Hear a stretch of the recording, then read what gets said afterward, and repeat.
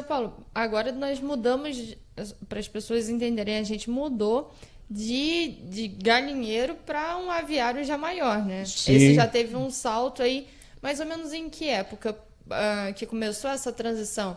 De sair dos galpões pequenininhos, né, 200 aves, e começou a dar uma profissionalizada, coisas maiores. Ela foi apesar de tudo nesses campos, né? Porque quando você trata de gente, tudo tem que ser mais controlado, né? Acho que os cuidados, não que você possa ser negligente quando está falando de bichos, de aves, de animais. O ser humano já te dá cuidados muito grandes, não que o outro não dê. Mas a evolução também não, ela foi rápida, sim, mas teve suas décadas. Em 60 a gente já tinha evoluído bastante, 70 já foi outro patamar, e daí para frente a coisa foi, o crescimento sendo realmente muito alavancado. Então nós saímos de galinheiro para pequenos, para aviários, para pequenos galpões, até os dias de hoje, né? E muitos desses galpões que estão aí instalados, quer seja em frango de corte, em poedeiras, que eu tenha conhecimento, o pioneiro disso foi seu Hilton Raposo, que ele, por sinal, já era construtor num começo de vida, já fez de tudo na vida, mas foi construtor, conhecia muito disso e foi criando e, evidentemente, vendo em outras regiões, né, esses galpões que nós temos hoje, que usam madeira muito mais leve, né? Tem pessoas usando até estrutura metálica. Sim.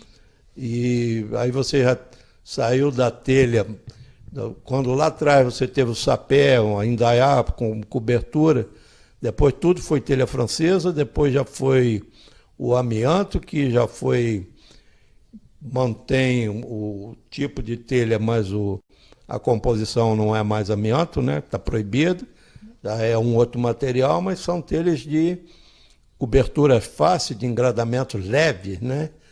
E aí realmente foram observados pé direito mais alto, ventilação muito bem observada, né?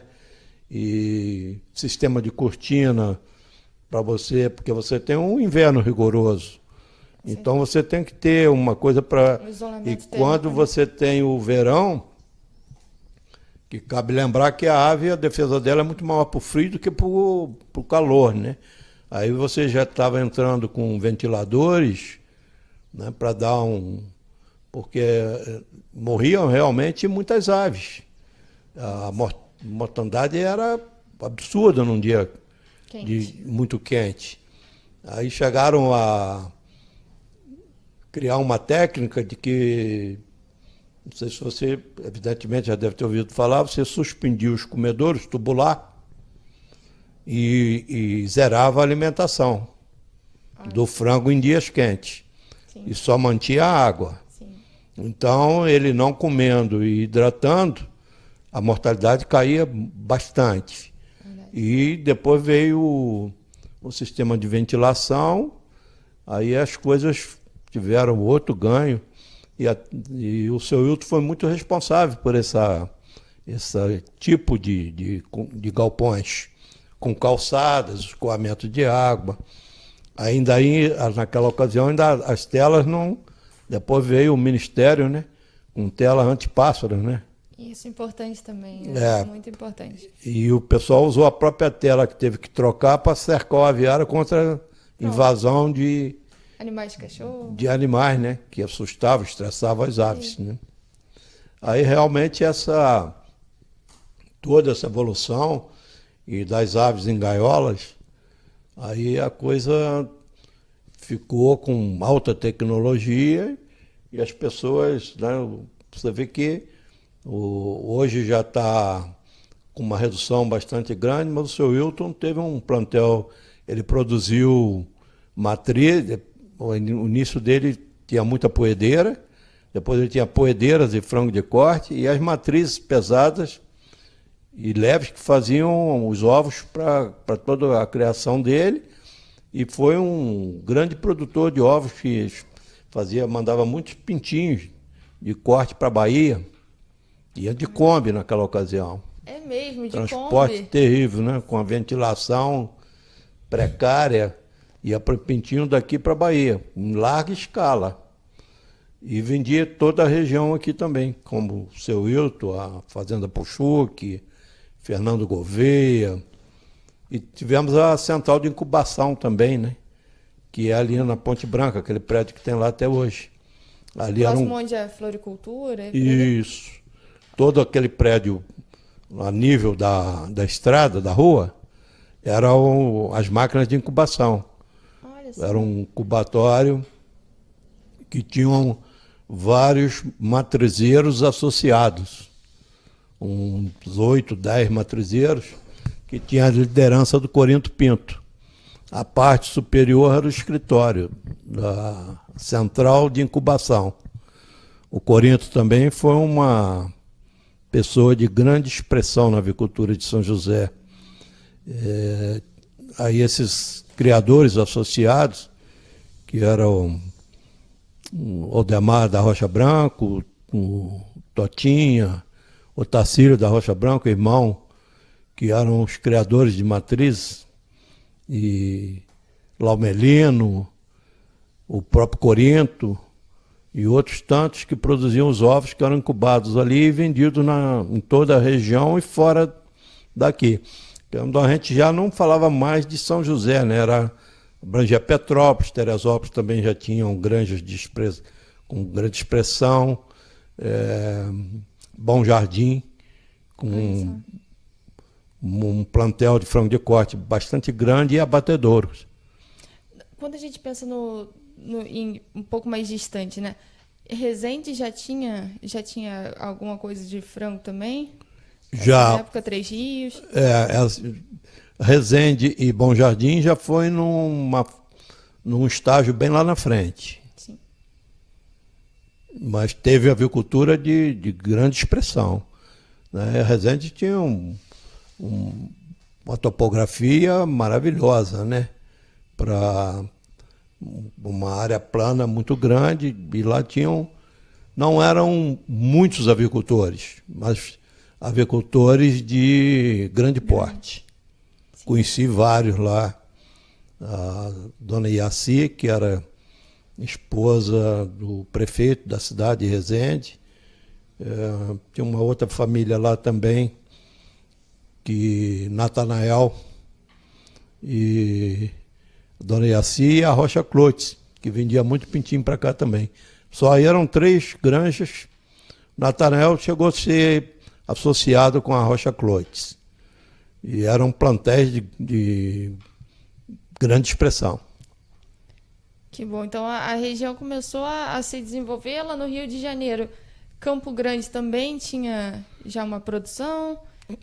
Tinha bastante grande no Grande Rio, Campo Grande. Cheguei a trabalhar lá por uma multinacional da Anderson Cleito. A gente atendia lá um cliente, um espanhol, Paulino Blanco de Deus, né? Minha pronúncia não entendo de espanhol. Mas ele tinha um plantel de 1.200.000 aves de corte. E vários outros. Muito grande. De Granja Carolina, né? Que tinha poedeiras e era matrizeiros de pinto de corte e das galinhas vermelhas, que, por sinal, era uma referência de qualidade. Que bom. Seu Paulo, e pensando assim, o senhor estava falando, né, do incubatório, que havia esse incubatório ali próximo à estação, à Ponte Branca.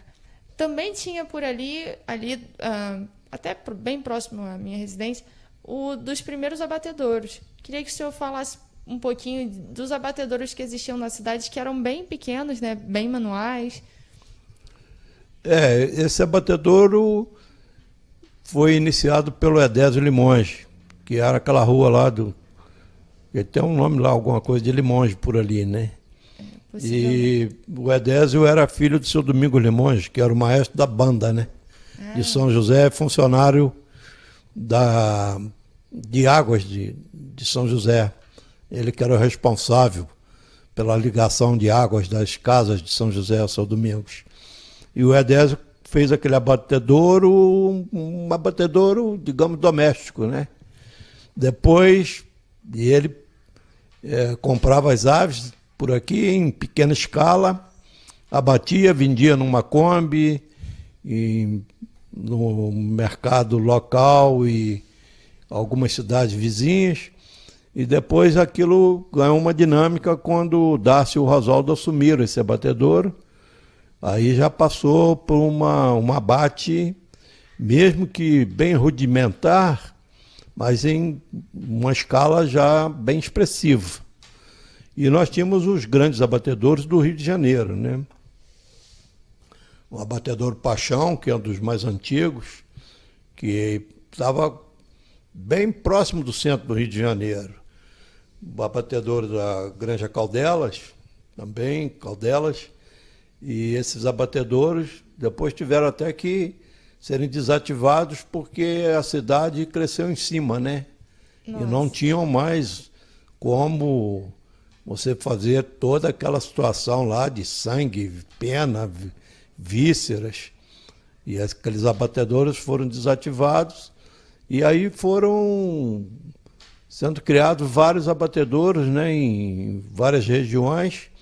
E São José hoje tem um grande número de abatedouros, né? Sim, muito grande. E a importância, né? Muito emprego, né? Os abatedouros são fundamentais.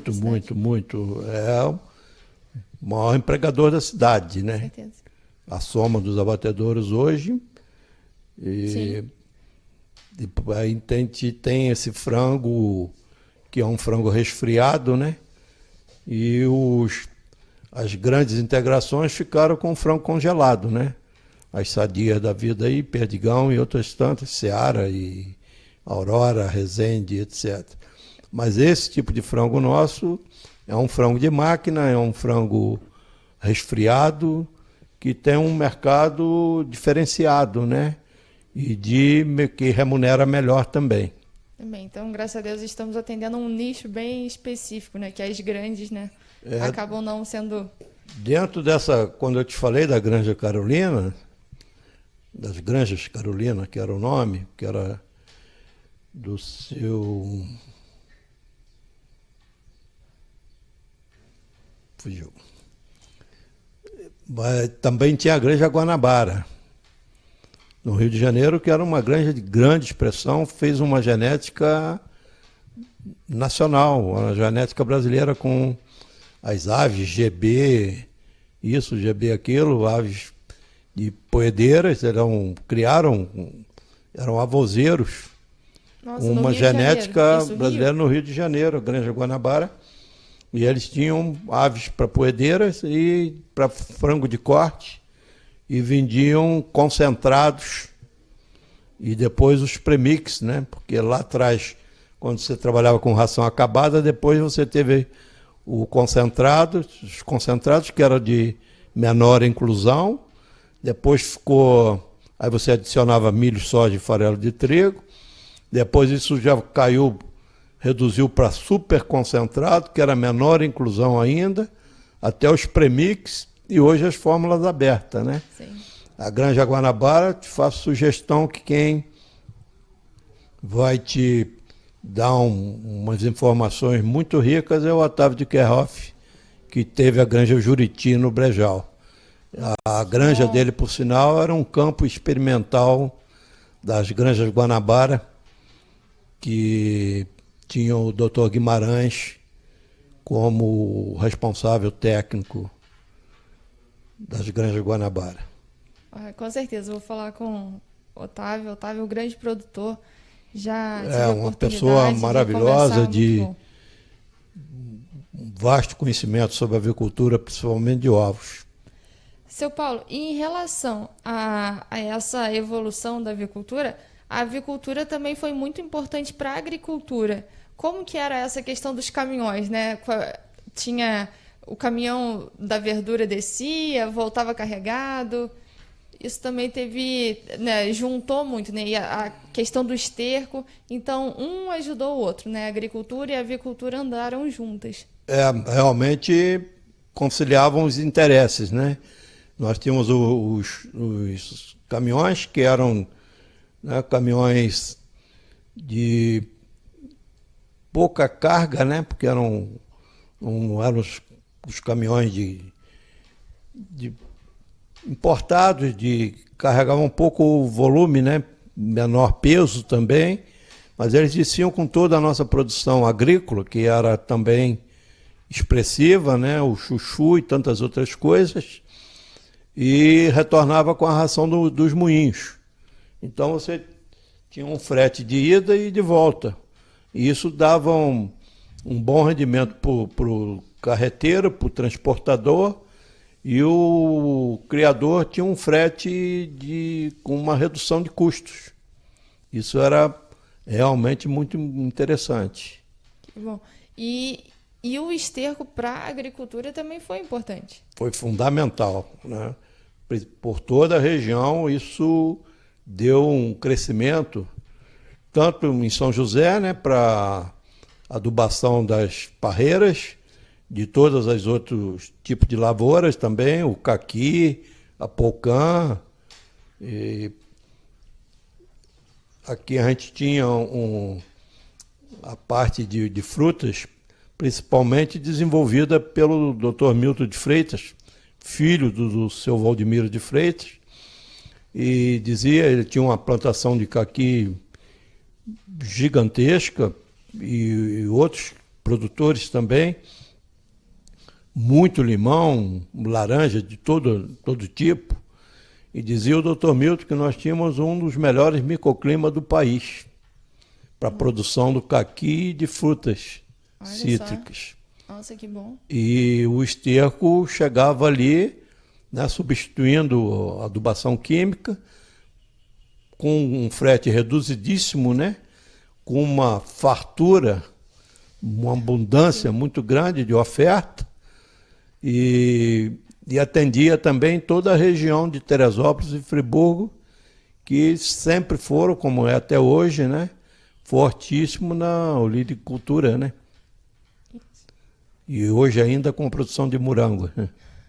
Isso, nossa, mas que importante, né? Muito importante a gente perceber, né, o quanto tudo caminha junto e quanto as coisas estão interligadas. Até hoje, tanto a avicultura quanto a agricultura, além dos produtores em si, isso gira por trás, né? Como uma fábrica, né, de ração, gira muita coisa por trás. Tudo isso, você tinha na verdade, pessoas especializadas em cada setor. Você tinha um número de pessoas muito grande trabalhando só na comercialização do esterco.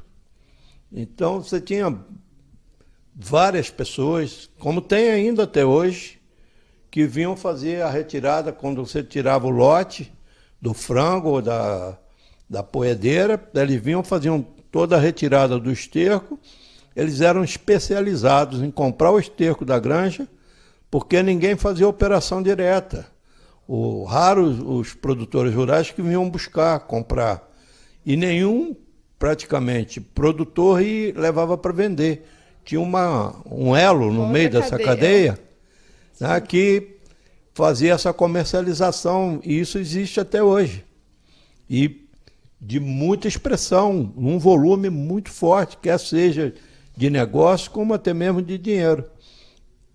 Ainda cabe lembrar também que dentro dessas técnicas, que era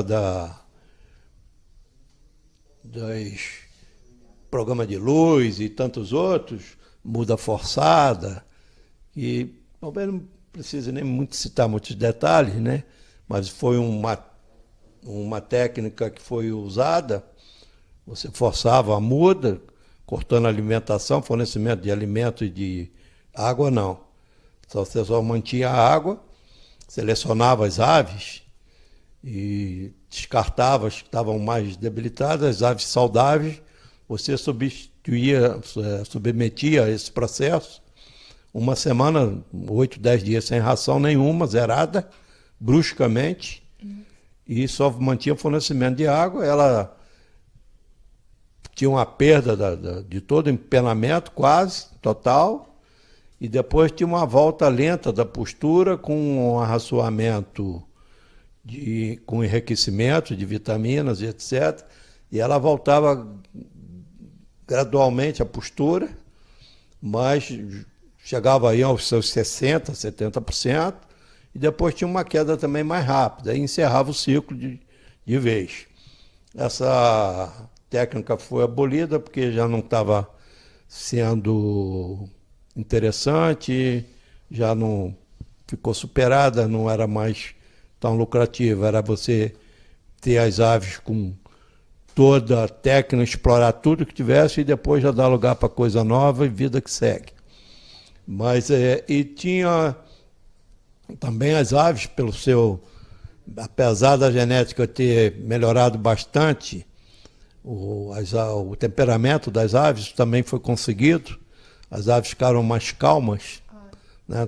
O trabalho genético levou isso, mas elas eram debicadas. E esse, porque elas levavam canibalismo. E as aves devoravam umas às outras. E a mortalidade. O estresse, né? Pelo estresse. E no ato da produção do ovo, quando expunha a cloaca, ali era o. Vermelho acabava atraindo. Picou ali, era uma hemorragia e ali acabava tudo. E as aves ficavam viciadas, aí comiam, bebiam o ovo, bicavam o ovo e comiam umas às outras, a ave perdia toda a parte intestinal e esse prejuízo era grande, então entravam com a debicagem, que antes eram feitas com tesouras, né, numa coisa muito primitiva, tesouras de ferro, de grande cabo, aquecidas em fogareiro de carvão. Uma esquentava, a outra cortava, esquentava e revezava. Nossa, e eu trabalhei com isso, porque também fui granjeiro, tratando de galinha, combatendo piolho, vacinando e debicando com essas tesouras. Depois tinha uma máquina elétrica, acionada com mola, e ela tinha uma parte fixa e uma lâmina que você pedalava, ela descia e processava o corte do bico de cima, que era mais curto, no sentido para dentro, e o bico de baixo era cortado um pouco menos, e ao inverso, puxando para fora, que aí eles não se encontravam. Pronto. E Resolveu isso dava o uma problema. economia na ração também, porque ela bicando, não jogava muita ração fora e você realmente tinha 100% superado o problema do canibalismo. Você já procedia isso lá na fase de pintinho e depois você fazia um arremate antes da entrada de postura, que era uma debicagem definitiva. E esse processo ficou tão necessário que tinha um elemento especializado nisso, chamava Zé da Silveira Ramos. Era residente lá no Corgo Grande, na represa. E ele tinha uma Kombi com uma equipe de 4, 5 pessoas, e ele era o campeão da debicagem. Virou um negócio a debicagem. E as granjas contratavam, ele tinha profilaxia, porque ele ia em todos os aviários, né? Trabalhava 2, 3 dias, uma semana em cada aviário, com a equipe dele, fazia um serviço perfeito, 100% correto, de grande técnica, tinha o seu jeito de lidar com as aves de a maneira menos estressante possível, era o profissionalismo da coisa. Que bom, viu? Foram surgindo outros ramos e outras profissões aí no caminho da avicultura. Seu Paulo, a avicultura, ela tinha muitos desafios aqui, né, seu Paulo? E tinha a questão da energia, a distância do mercado e as oscilações do mercado da avicultura. Então, isso dificultou, né, que algumas pessoas continuassem no ramo, né? Isso também bagunçava muito o mercado, né? Prejudicou um pouco alguns produtores, né? Quem não conseguia, né, se manter nos períodos mais difíceis, acabaram saindo da atividade até que migrou da postura para o frango de corte e hoje estamos aí no frango de corte. Na verdade, uma atividade de alto risco, não é? Principalmente a poedeira, que foi o início da coisa, mas a poedeira não permitia você interromper um processo no meio do caminho. É um ciclo longo, diferente do corte, né? Muito. O corte 40 dias hoje... Você tinha um plantel de poedeira, e ela está lá no seu 10º mês de vida. Se viesse uma crise, você tinha que atravessar, né? Não tinha como você interromper esse processo no meio da caminhada, no meio da produção.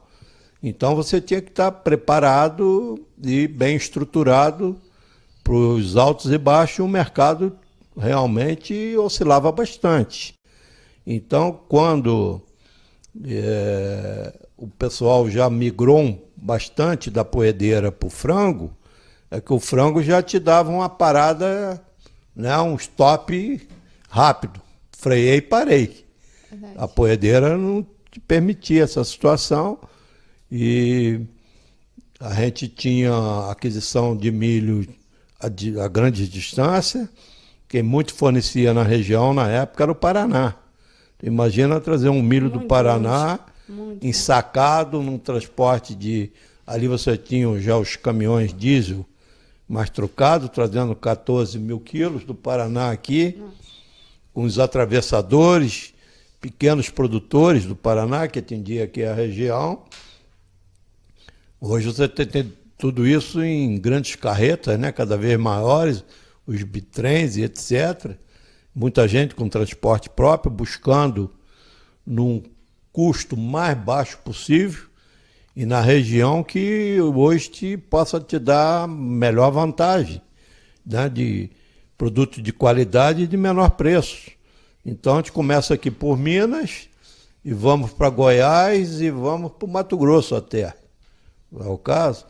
Daquela época a gente tinha Paraná e São Paulo. São Paulo hoje já compra milho todo, boa parte fora também, porque o que ele produz não é suficiente, né? Nem mesmo o Paraná, Santa Catarina, que às vezes até importam do Paraguai, né? Porque estão mais perto do que às vezes levar de Mato Grosso. Então tinha toda essa situação e muitos criadores bem lá atrás, na década de 60 para 70, não tinha grande estrutura de uma formação melhor, né, de nível cultural mesmo, e não sabia separar, né, quando você tinha grandes lucratividades, não separava o que era lucro, o que era o custo, né? Quando ele consumia o lucro e vinha uma crise, ele não tinha reservas. Não conseguia. Então ou às vezes, se tinha crédito, se afundava em financiamentos que muitas das vezes, se a crise se estendesse, ele não ia conseguir honrar, e muitos iam ficando pelo meio do caminho. Outros foram alijados pelo próprio crescimento da tecnologia e de volume de avicultura, né? Então já não cabia mais você ter o produtor de varejo, né, com 500 aves, 1.000 aves. Isso está retornando agora numa escala diferenciada, que é o ovo orgânico. Para um mercado ovo diferente também, né? É outra situação. Mas aqueles produtores pequenos e com todo o crescimento de modo geral, eles ficaram à margem da evolução da coisa.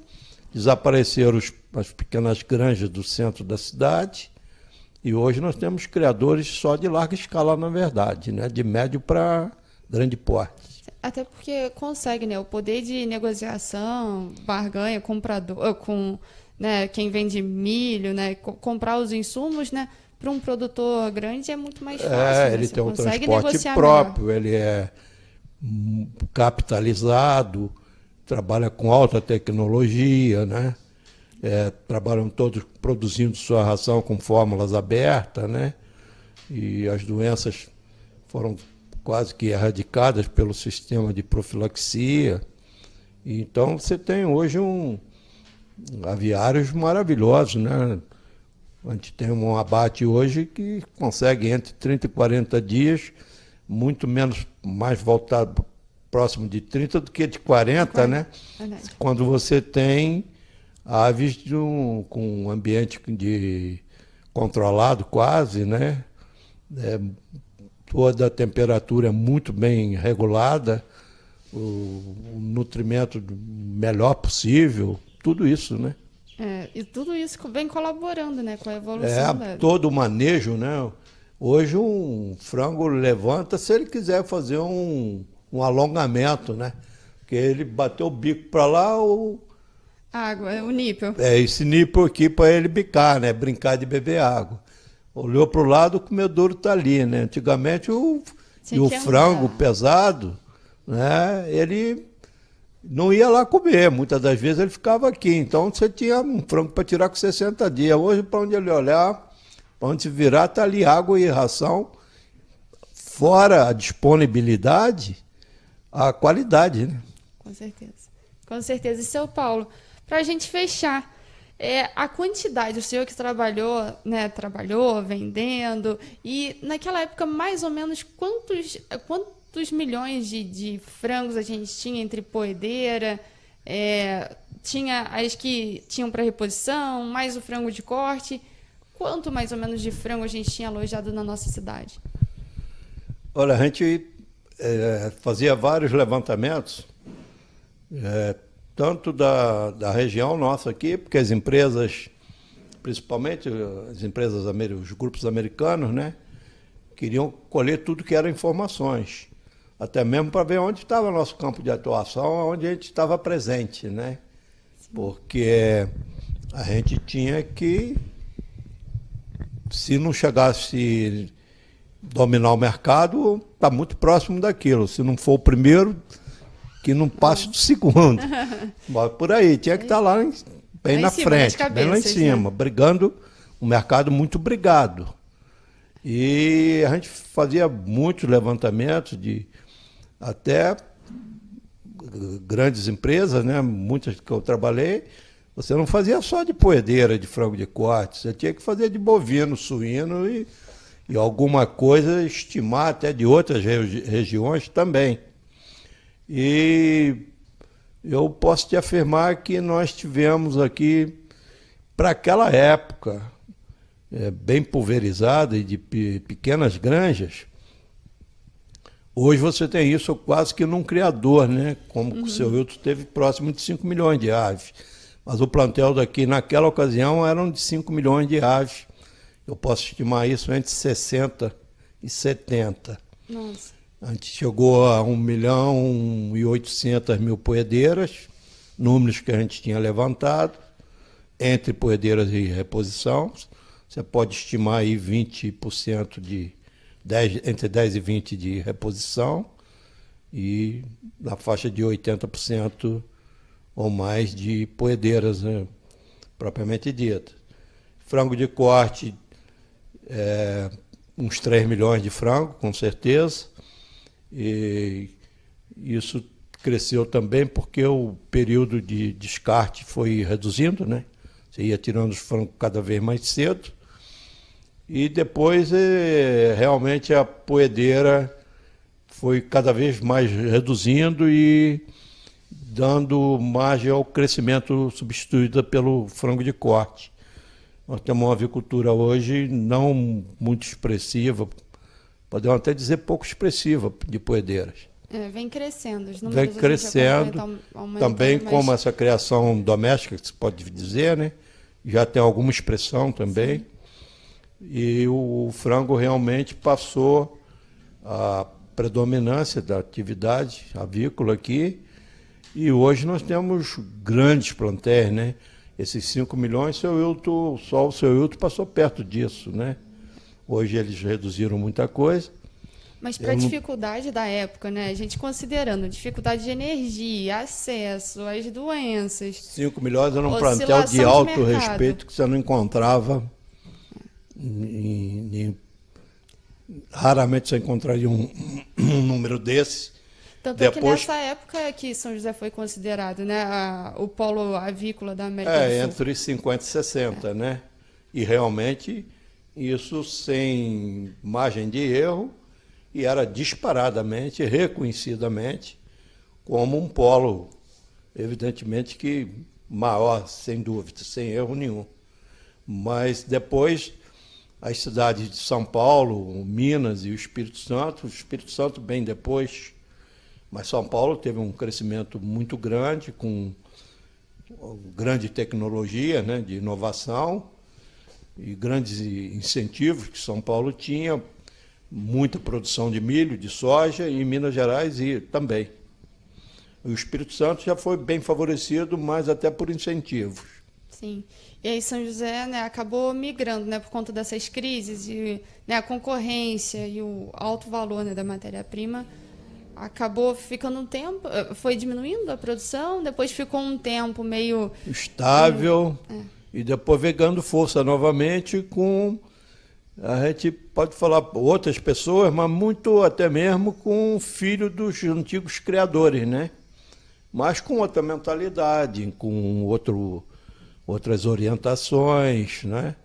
Hoje você tem pessoas com formação técnica dentro das famílias, né? E quem não tem, contrata, né? Você está aí para isso. Né? Isso. Seu Paulo, olha, muito obrigada por essa conversa, obrigada por essa verdadeira aula que o senhor deu para a gente. Que isso, imagina.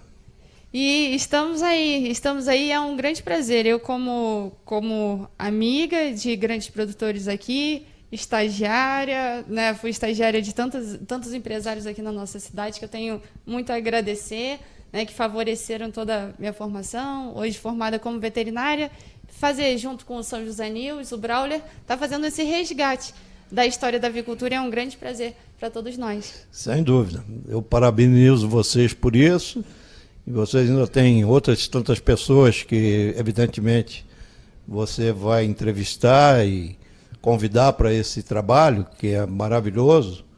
Volto a repetir para você, parabéns por tudo. E você vai encontrar outras pessoas que vão te dar um grande enriquecimento em todo esse teu trabalho. Muito obrigada, seu Paulo. Muito obrigada. Fica com Deus. Imagina, disponha. Deus abençoe muito o trabalho de vocês e parabéns pela história. Obrigado por tudo. Obrigada.